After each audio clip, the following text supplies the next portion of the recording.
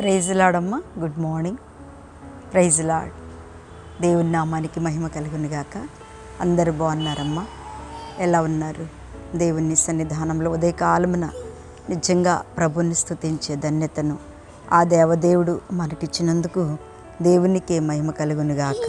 దేవుని ప్రియమైన దేవుని బిడ్డలారా, నిజంగా అమ్మా, ఎవరు ఏ బాధల్లో ఉన్నా, ఏ వ్యాధుల్లో ఉన్నా, భర్తను పోగొట్టుకున్నా, పిల్లల్ని పోగొట్టుకున్నా, లేకపోతే బంధువుల్ని పోగొట్టుకున్నా, తల్లిదండ్రులను పోగొట్టుకున్నా, తప్పకుండా ఆదరించే మన దేవుడు, ధైర్యపరిచే మన దేవుడు మనకున్నాడు.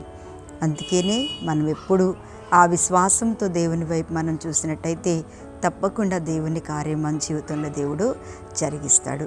ఈరోజు దేవుని యొక్క వాగ్దానం యెషయా గ్రంథము 54వ అధ్యాయము 5వ వచనాన్ని చదువుతున్నాను. నిన్ను సృష్టించిన వాడు నీకు భర్త అయ్యున్నాడు, సైన్యములకు అధిపతియగు యెహోవా అని ఆయనకు పేరు. చక్కటి మాట. ఇశ్రాయేలు యొక్క పరిశుద్ధ దేవుడు నీకు విమోచకుడు. దేవుని బిడ్డలారా, ఈరోజు దేవుడు ఎందుకు మనతో మాట్లాడుతున్నాడు? ఈ మాటను బట్టి నిజంగా మనం ఎంత సంతోషించాలి. ఒక దినమున నేను నిజంగా దేవుళ్ళలోకి వచ్చినప్పుడు, మేము హైదరాబాద్ నుంచి కొత్తగూడెంకి వచ్చినప్పుడు, అసలు ఈ కొత్తగూడెం ప్రాంతంలో అప్పుడు ఏమీ లేదు. ఎక్కువ ప్రార్థన పరులు కూడా లేరు. అప్పుడు ఎక్కువ పరిశుద్ధాత్మ శక్తి కలిగిన వారు కూడా లేరు. ఎందుకంటే మామూలుగా నార్మల్గా ఉండేవారు. కానీ దేవుని బిడ్డలారా, నేను వచ్చినప్పుడు ఎంతోమంది, కొంతమంది అక్కలు, కొంతమంది విశ్వాసంతో బలంగా ఉపవాసాలుండి ప్రార్థన చేసేవారు. నిజంగా ఆ టైంలో నేను కూడా ఉపవాసం ఉండి ప్రార్థించినప్పుడు దేవుడు నాకు ఈ స్వరము, ఈ దర్శనము, ఈ వాగ్దానం అనిపించాడు. ఎందుకు ఈ వాగ్దానం నాకు వచ్చింది అని నేను, ఏ వాగ్దానం అంటే, నిన్ను సృష్టించిన వాడు నీకు భర్త అయి ఉన్నాడు. చాలాసార్లు నేను దుఃఖపడుతున్నప్పుడు, నేను సమస్య చేత ఎవరి ప్రేమను నేను సంపాదించుకోకుండా, అందరూ ఉండి కూడా ఏమి లేని దానిలాగా నేను బ్రతుకుతున్నప్పుడు, నిజంగా భర్త ఆదరణ, ఎవరి ఆదరణ నాకు లేనప్పుడు నా జీవితంలో దేవుడు చాలాసార్లు సూటిగా నాతో మాట్లాడారు. నిన్ను సృష్టించినవాడు నీకు భర్త అయ్యి ఉన్నాడు. నిజమే కదా, ఆయన మనల్ని సృష్టించినవాడు. ఇక్కడికి వచ్చినాకే మన భర్త, బాంధవ్యాలు, పిల్లలు, రక్త సంబంధులు, వీళ్ళందరినీ మనం భూమి మీదకి వచ్చినాకే కలిగి ఉన్నాం. కానీ అంతకుముందే మన దేవుడు మనల్ని సృష్టించిన వాడు మనకి భర్త అయి ఉన్నాను అని చాలాసార్లు దేవుడు నన్ను ఆదరించాడు. దేవుని బిడ్డ, ఈ వాక్యం వింటున్నటువంటి దేవుని బిడ్డలారా, నిజంగా ఆయన ఎవరంట చూడండి. ఆయన ఒక కలెక్టర్ కాదు, లేకపోతే ఒక మినిస్టర్ కాదు, లేకపోతే ఒక ఇంజనీర్ కాదు, ఒక డాక్టర్ కాదు. ఎవరంట? మనల్ని సృజించి మనకి భర్తగా మన భారం భరిస్తూ, మన కన్నీళ్లను తుడుస్తూ, మనల్ని ప్రేమిస్తూ, ఆదరిస్తూ, ధైర్యపరుస్తూ, మన వెన్ను తడుతూ, నిజంగా మన జీవితాల్లో వచ్చే ఎన్ని బాధల్లో నుంచి కూడా ఇంత ధైర్యముగా, ఇంత విశ్వాసంగా, ఎలాంటి కృంగిపోయిన టైంలో ప్రభు మనతో మాట్లాడుతున్నారు అంటే, ఆయనే సైన్యములకు అధిపతి అయిన ఆయన సైన్యములకు అధిపతి అయిన యెహోవా అని ఆయనకు పేరు కదా. మంచి పేరు మోసిన ఆయన కదండి.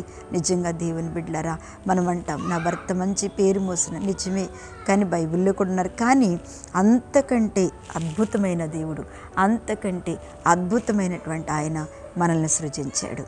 అమ్మా, అయ్యా, ఈ వాక్యం వింటూ నువ్వు కూడా కదూ చాలాసార్లు అందరిని ప్రేమించి వారు వాడుకుని వదిలిపెట్టి, లేకపోతే వారు వేరే వాళ్ళ దగ్గరికి వెళ్ళి ఆశ్రయిస్తూ, మనల్ని నిర్లక్ష్యం చేస్తూ, తర్వాత వారి ప్రేమను మనకు పంచుకోకుండా, మన ప్రేమను వాళ్ళు స్వీకరించుకోకుండా మనల్ని ఎంతగా కొన్నిసార్లు అవమానపరుస్తారో, దుఃఖపరుస్తారో, వేదనకి గురి చేస్తారో, అలాంటి టైంలో ఈ వాక్యము నిజంగా వింటున్న నీకు దేవుడు ఈరోజు కలగచేస్తున్నాడు. నీ భర్త లేడనుకుంటున్నావా? ఒకవేళ నీ బిడ్డలు నిన్ను ఆదరించట్లేదు అనుకుంటున్నావా? ఒకవేళ భర్త ఉండి కూడా ఎవరు లేనిలాగా జీవిస్తున్నావా?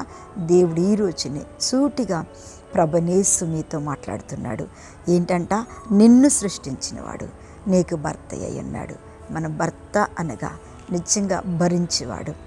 ఎవరు భరించినా చాలాసార్లు అంటే, నేను భరించలేకపోతున్నాను, లేకపోతే నువ్వంటే నాకు ఇష్టం లేదు, లేకపోతే ఇంకా మరి నాకు వేరే అంటే ఇష్టం అని చాలామంది పాప స్త్రీలు బాధపడుతూ ఉంటారు, వేదన చెందుతుంటారు. ఎవరమైనా ఇదే బాధలు మనం అనుభవిస్తుంటాం. కానీ దేవుని బిడ్డలారా, అలాంటి దుఃఖ సమయంలో, అయ్యా వేదన సమయంలో ఒకవేళ నీ బంధువులే నిన్ను కాదంటున్నారా, నీ రక్త సంబంధులే నిన్ను కాదంటున్నారా, ఒకవేళ ఎవరు ఉండి కూడా నీకు సహాయం చేయట్లేదా?